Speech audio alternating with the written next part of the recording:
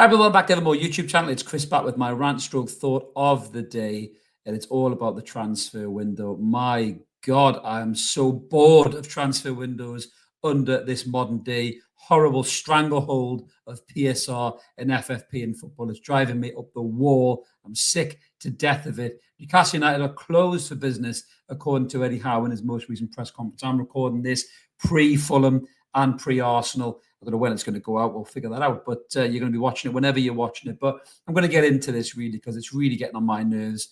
A lot of other fans are getting annoyed by it, but a lot of other fans are accepting of it. They're taking it all in their stride, and they're fine with it. Some of them are throwing stuff back here like the trainee mortgage advisors. So this is the problem with transfer windows at the minute. It's absolutely mental. It really is. And this is all about the stranglehold that FFP and PSR have put on to football. This is by design by the Premier League. This is exactly why the Premier League brought this thing in. So clubs like Newcastle United, Aston Villa, Nottingham Forest couldn't grow, couldn't try to reach for that brass ring. Forest did it, breached, got fined. Look at them now. They're all right now, aren't they? So we'll get into that in a bit more in a second. But, the likes of Newcastle, Aston Villa have really got to watch that line. They've got to sell big players, cash in, likes of Villa selling Douglas Luiz. We had to sell Elliot Anderson and Kuba Minter to cash in before we were going to breach PSR. And it's absolutely rancid. It really, really is. The whole PSR and FFP thing is a horrible shit deal. And even the losses as well, the losses you can lose 105 million or something over a 3-year period has not risen with inflation whatsoever. Nothing costs the same as it did 3 years ago. I saw something on social media the other day that said a house in 1998 was 55 grand for a 3-bedroom house. You'd be lucky to get one for 300, 400 grand these days. Inflation exists, Premier League. Fucking put it into your rules and stop taking the piss out of the clubs and making them struggle. And again, it doesn't matter how wealthy your owners are. Newcastle United won the lottery when they were bought by the PIF of Saudi Arabia 80%, and the Rubens, again, who are very rich individuals. But now we've got all this money and we can't spend it. If these guys had bought us when Mike Ashley was around right at the start of his regime, if he'd fucked off a year into it, we'd probably be Manchester City right now. Another club who have sold players as well, big players to cash in and then go and invest in the likes of the new players that they had, which pretty much all of them seem to be on Newcastle United's fucking radar, but we couldn't get them because of PSR and FFP. So we're going to get stuck right into this. What Eddie Howard said, he was quizzed on the sale of Mickey Almiron, and he said, was that a PSR point of view? I don't know which journalist it was that asked him. It certainly wasn't Louise Taylor talking about Dro, and she is fucking nuts. But going back to this point about the journalist asking the question, he asked Eddie, was it PSR on Mickey, and he said yes, it was a PSR related thing. He then went on to say, I've always said the window's going to be difficult. We're not going to recruit in the window. And basically, close of business was the headline from there. Now, however you feel about that is however you feel about that, okay? I know how I feel about it, and I'm going to tell you that in a minute, okay? But we can agree to disagree. We can have difference of opinions here. We can express our opinions in different ways, and we can debate, not berate. Social media at the minute is fucking vile. It's just like a massive, long, stinking turd in the toilet that won't flush. No matter how much hot water you pour down there from the kettle, the fucking thing's still bobbing up and down. That is X. And even Blue Sky now is full of wanks. They've snuck in through the back door, and it really pisses me off. So I'm massively pulling back from the Evermore social media feeds. No disrespect to Mark. He does do a funny post now and again, but Mark doesn't post a lot. I post more than Mark, but I won't be posting fuck all on those platforms for a while because I'm sick of the shit. So you won't see a lot from us on socials. This is the place to come to talk to us and engage in the chat below like you always do. But going back to this situation, Newcastle United have now not strengthened a first team position for 3 windows. If I get my fingers right, 3 windows now. And why is that? So let's try and be logical about this for a minute. We had Kieran Maguire in here, and he did talk about this. Newcastle United posted losses. I think going back here, I've got an article in the background here. Bear with me. So they posted losses of 73.4 million in the 2023-24 season, and then 70.7 million in the previous season. And they're looking like they're going to be 27 million pound in profit this coming window of PSR. And then that leads you into the summer. But everybody's so hopeful and thinking that we're going to sign players in the summer. I'll get onto that in a minute. But why has that profit happened?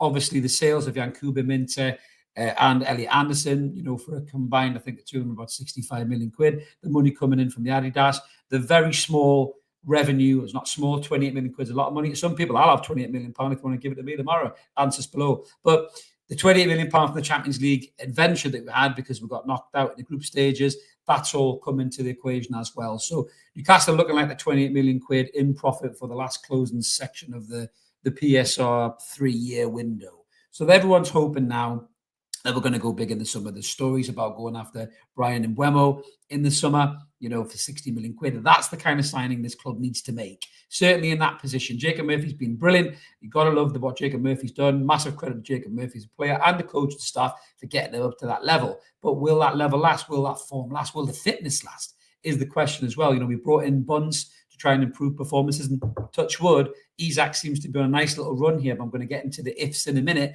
But this squad right now is still missing key areas of recruitment and investment. And yes, PSR is a problem, right? But also not trading players is a problem as well. I saw Matty from the Magpie channel talk about this the other day. He did a fucking cracking job, and he's absolutely right. Newcastle United have not traded on players when they should have done.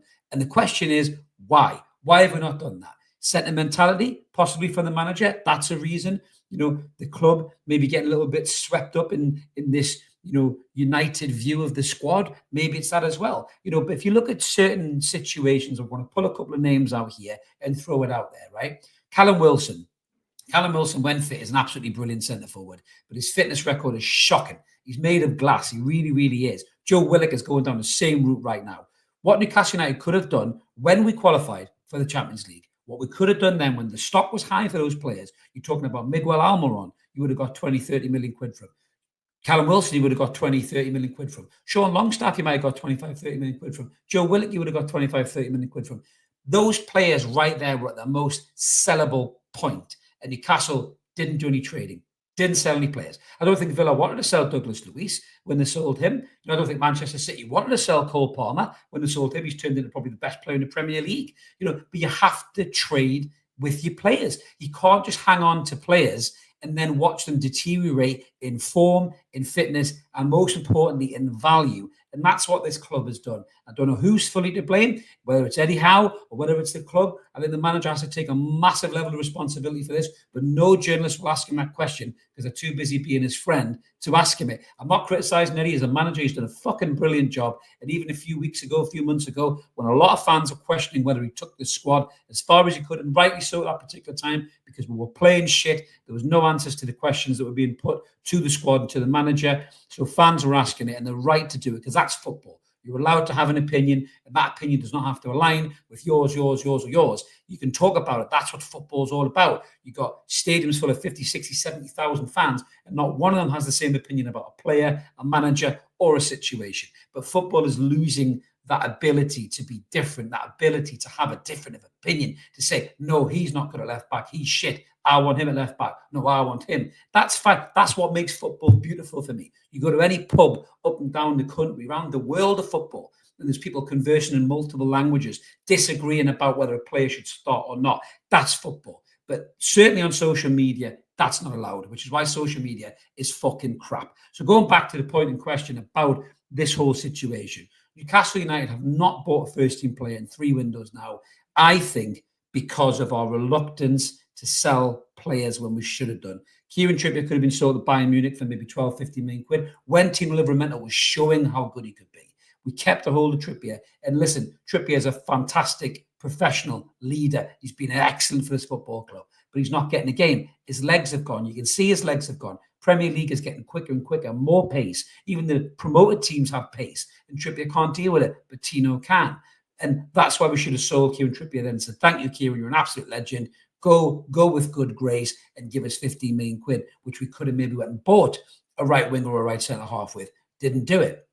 We should have sold the other players, as I mentioned as well. Certainly Callum Wilson, could have sold him, could have bought Jonathan David, in now. He could be in the squad now, Jonathan David. We could have had him, and then if anything happened to Isak when he got injured, he could have played rather than shoehorning Anthony Gordon in there as a centre forward, which he's fucking not, which is probably what's going to have to happen if, God forbid, Alexander Isak gets injured in this run into the end of the season. Newcastle United have got a massive opportunity here to qualify for the Champions League and to win a cup. We're 1 foot in the final. I'm recording this before Arsenal. I'm going to Arsenal. I can't wait to see how the lads perform. I hope we'll get the business done and get to Wembley again.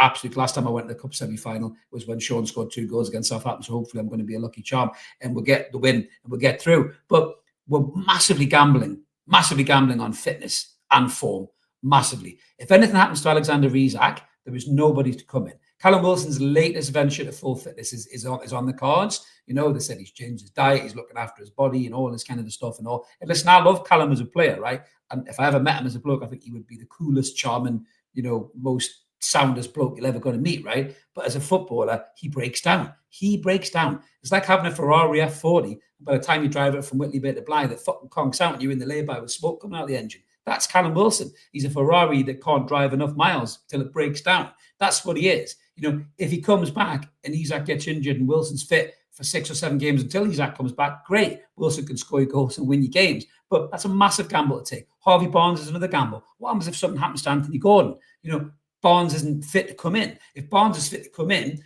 brilliant. You know, you got quality, you got goals, you got assists there. Very different player, Anthony Gordon, but still a good player. But you can't rely on Barnes to stay fit and stay in form either. He's in, he's out, he's inconsistent. You know, I love Barnes as a player too. But those two players, between fitness and form, have shown you can't rely on them. And it's a huge gamble by the football club to not do anything in the window, not even look for a loan to buy deal for that right-hand side. Maybe tie something up into something like we did with Lewis Hall. And maybe those opportunities haven't been there. I saw Craig Hope say that all the players out there that are available now that could come in that position aren't good players, which I find hard to believe, Craig. I'm sorry. I love what Craig does, but I find that hard to believe. I find it hard to believe that there's a player out there that can play on the right wing at a football club right now who's maybe not getting game time, who couldn't come in with a loan to buy deal. Yes, the finances of that deal, making it permanent, might hit the club really hard. The likes of Asensio and PSG, for example, you know, somebody like that, or maybe Bakayoko, PSV, they want money. You know, you can't get those players in, even on a loan to buy deal, because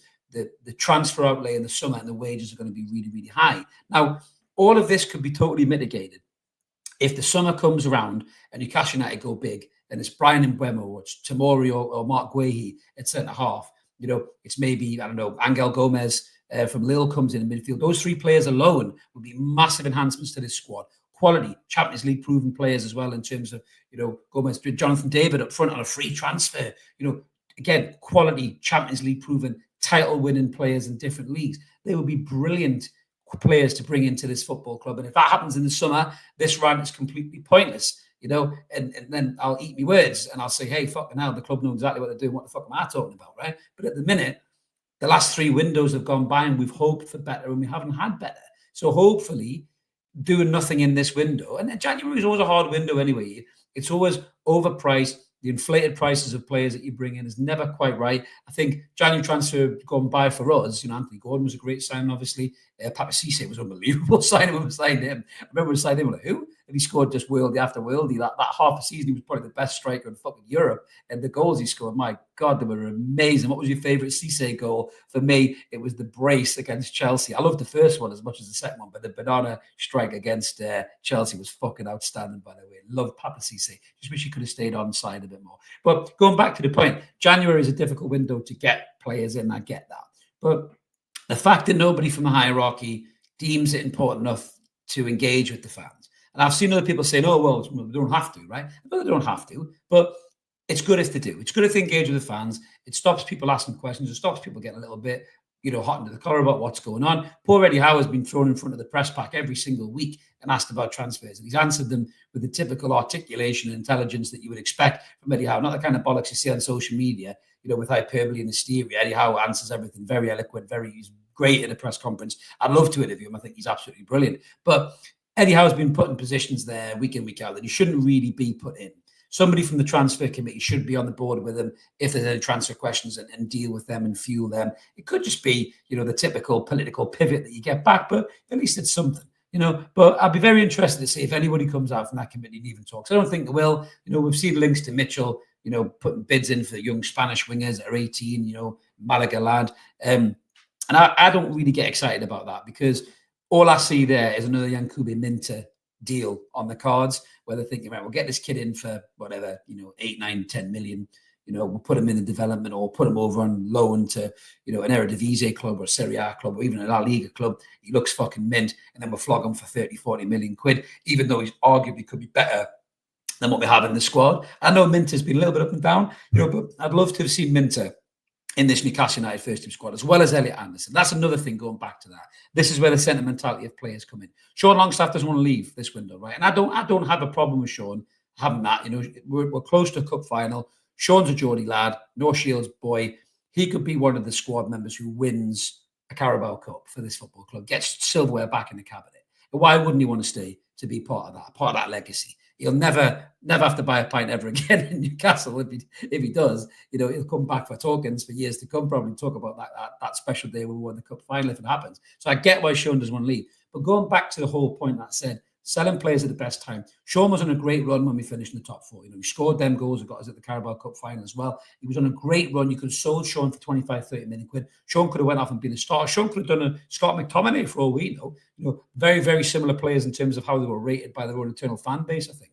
You know, in terms of that, at that particular time, Scott McTominay's gone up level. Sean could have done the same thing. We had Elliot Anderson. We had Louis Miley coming through. It would have been a perfect time to have said, Sean, thank you so much for what you've done. Moving you on. Get that money, go buy a winger, you know, go buy a right-sided centre-half so we don't have the problems in those key positions, or a backup centre-forward that was better than Will Asula. And we didn't do it because of sentimentality with players. And that Eddie has got to take the responsibility for that, in my opinion. I'm not using the word blame, but he's got to take the responsibility for that, in my opinion. But this is my thought on the transfer window, guys. I'm going to be on with Paul and the lads and the girls on Toon Review on Monday for their special deadline show, probably around about 7 to 8. So if you want to check me out there, I'll be there. I'll be saying exactly the same thing. You know, PSR, FFP and all that. I'm so bored hearing about it. I feel like I'm in a fucking mortgage review and I'm trying to talk to people about transfers. I get it. I understand it. But I think the club could have done a lot better with moving players on, transfer dealings, wheeling and dealing, and they haven't done it. And that's down to maybe sentimentality and naivety as a football club that these players were going to go up further levels and they haven't. They've capped out at the top level they were playing at and now they've regressed. And somebody has to take responsibility for that. But it's Eddie Howe or the board. I think it's probably more likely the manager because he's the one who has the final say on who stays and who goes, I think, in this whole bigger picture. But one thing's for sure, I don't think Newcastle United will be pulling anything out of the bag before this window shuts. And that's my opinion on that. So thanks for watching, guys. Remember to smash subscribe, like the video, help the channel grow. I'll be back on the Toon Review on Monday. We're not doing a what's going on, as I said last time. That's changed a little bit. But we'll be putting out an aftermath video on Monday, so keep your eyes peeled for that. I'll obviously be live after Fulham post-match, hopefully celebrating a win. Whatever you're watching this, you probably watched it by then. Have a crack, everybody. Keep it evermore. We'll see you later. Cheers.